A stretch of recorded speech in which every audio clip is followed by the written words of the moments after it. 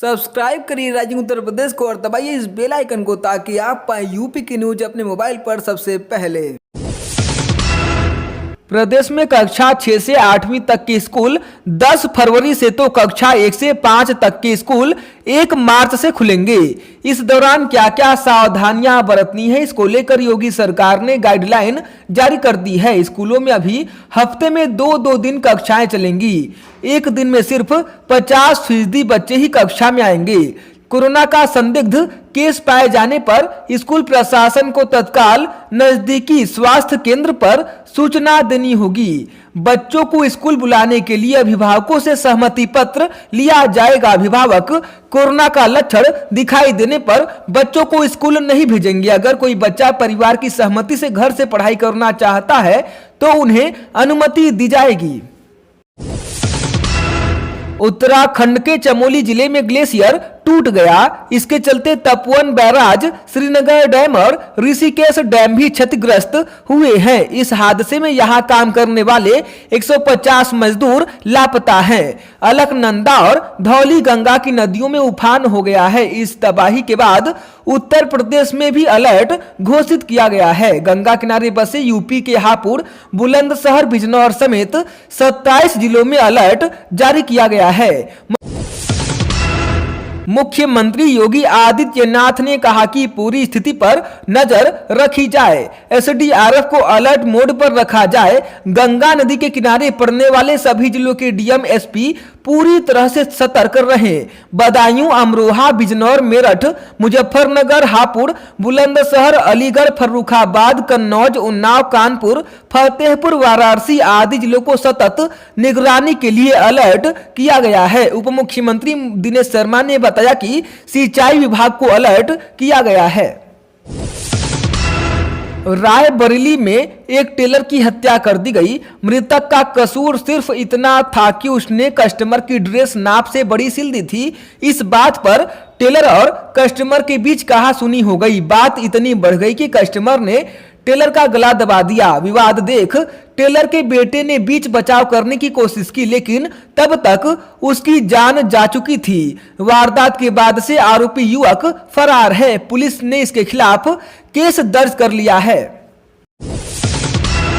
कृषि कानूनों के खिलाफ केंद्र सरकार के प्रति पनपे किसानों के आक्रोश का असर, सबसे ज्यादा असर जाट लैंड कहे जाने वाले पश्चिमी उत्तर प्रदेश में देखने को मिल रहा है। यही वजह है कि यहां भारतीय किसान यूनियन की पंचायत हो या राष्ट्रीय लोकदल की महापंचायत, सभी में किसानों का सैलाब उमड़ पड़ा है। इस मौके को भुनाने के लिए कांग्रेस भी सक्रिय हो गई है। हाल ही में कांग्रेस महासचिव प्रियंका गांधी वाड्रा ने दिल्ली के ट्रैक्टर परेड में हादसे का शिकार हुए किसान नवरीत सिंह के परिवार से रामपुर में मुलाकात की तो 8 फरवरी को सहारनपुर, 9 को शामली और 10 को मुजफ्फरनगर में 2-2 सभाएं करने का प्लान बनाया, लेकिन प्रशासन ने इसकी अनुमति नहीं दी है। कांग्रेस की बागी विधायक अदिति सिंह की बगावत बरकरार है। अदिति सिंह ने कांग्रेस की कार्यकारी अध्यक्ष और रायबरेली की सांसद सोनिया गांधी पर निशाना साधा है। अदिति सिंह ने चुनाव जीतने के बाद सोनिया गांधी की रायबरेली में गैर मौजूदगी को लेकर सवाल उठाए हैं। कहा कि अगर कोई जनता आपको वोट देकर चुनता है तो उस जनता से आपको प्रत्येक तरह से मदद और मुलाकात करते रहना चाहिए।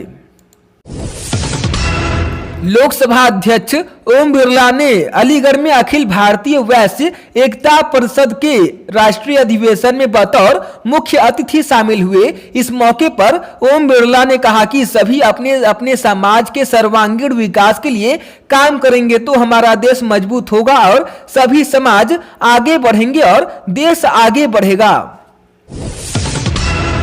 डीजल के दाम 73 रुपए पहुंच चुके हैं। इसका सीधा असर आम आदमी की जेब पर पड़ रहा है। माल ढुलाई पर खर्च बढ़ गया है तो खेतों की सिंचाई की लागत ज्यादा आ रही है। ऐसे में प्रदेश के ललितपुर जिले में रहने वाले किसान के बेटे ने पंपिंग सेट को चलाने का जुगाड़ बनाया है। उसने रसोई गैस सिलेंडर से पंपिंग सेट चलाने का अनूठा प्रयोग किया जो कारगर साबित हुआ है। अब एक सिलेंडर से लगातार 38 घंटे तक सिंचाई हो रही है तो लागत भी बहुत कम आ रही है। मुख्यमंत्री योगी आदित्यनाथ अयोध्या दौरे पर थे। उन्होंने सबसे पहले हनुमानगढ़ी और राम जन्मभूमि पहुंचकर रामलला के दर्शन किए। इसके बाद मंदिर निर्माण कार्य की प्रगति का जायजा लिया। मुख्यमंत्री भजन संध्या स्थल, क्वीन मेमोरियल पार्क आदि कार्यों का भी निरीक्षण किया। समाजवादी पार्टी के राष्ट्रीय अध्यक्ष अखिलेश यादव ने वर्ष 2022 के आम चुनाव में बूथ की बड़ी लड़ाई के लिए तैयार रहने का आह्वान करते हुए बीजेपी पर लोकतंत्र का चेहरा बिगाड़ने का आरोप भी लगाया। उन्होंने पार्टी मुख्यालय में प्रमुख कार्यकर्ताओं और वित्त विहीन शिक्षकों को संबोधित करते हुए समाजवादी सरकार बनाने का संकल्प दोहराया। प्रदेश के सभी जिलों में वायु गुणवत्ता की सटीक जानकारी मिलेगी। उत्तर प्रदेश प्रदूषण नियंत्रण बोर्ड 50 और जिलों में वायु गुणवत्ता की जांच के लिए मैनुअल मॉनिटरिंग स्टेशन खोलने जा रहा है। 14 करोड़ 61 लाख रुपए के प्रस्ताव को केंद्रीय प्रदूषण नियंत्रण बोर्ड ने सहमति दे दी है। इसमें आधा पैसा केंद्र व आधा पैसा राज्य वहन करेगा। जल्द ही मॉनिटरिंग स्टेशन बनने शुरू हो जाएंगे। प्याज की बढ़ती कीमतों ने आम आदमी की मुश्किलें फिर से बढ़ा दी हैं। बीते एक सप्ताह के अंदर प्याज की कीमतों में 8 से 10 रुपए तक की बढ़ोतरी हो चुकी है।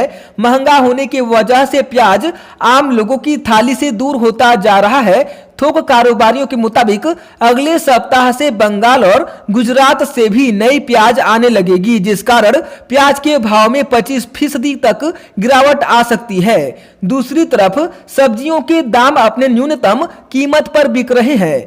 टमाटर, साग, गोभी और बैगन 20 रुपए प्रति किलो से नीचे आ गया है। प्रदेश में पंचायत चुनाव को लेकर सरगर्मियां और तेज हो गई हैं। हाईकोर्ट से मिले निर्देश के बाद राज्य निर्वाचन आयोग ने अब उसी के हिसाब से काम को कराने के लिए पुनः संशोधित कार्यक्रम जारी किया है, जिसमें मुरादाबाद में 23 फरवरी तक मतदाता अपने वोट बनवा पाएंगे। इसके बाद 24 से 2 मार्च के बीच दावे आपत्तियां ली जाएंगी और उसका निस्तारण 8 मार्च तक होगा। अंतिम प्रकाशन 15 मार्च को किया जाएगा।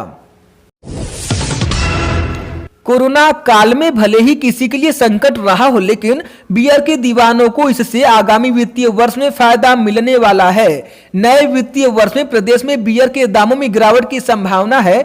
इसे लेकर आबकारी मुख्यालय में मंथन चल रहा है। जल्द ही इस पर अंतिम फैसला लिया जाएगा। कोरोना काल में खांसी जुकाम का डर लोगों के मन में रहा। यही कारण है कि जब शराब की दुकानें खुली तो गर्मी में भी अंग्रेजी व देसी शराब की बिक्री ज्यादा हुई है।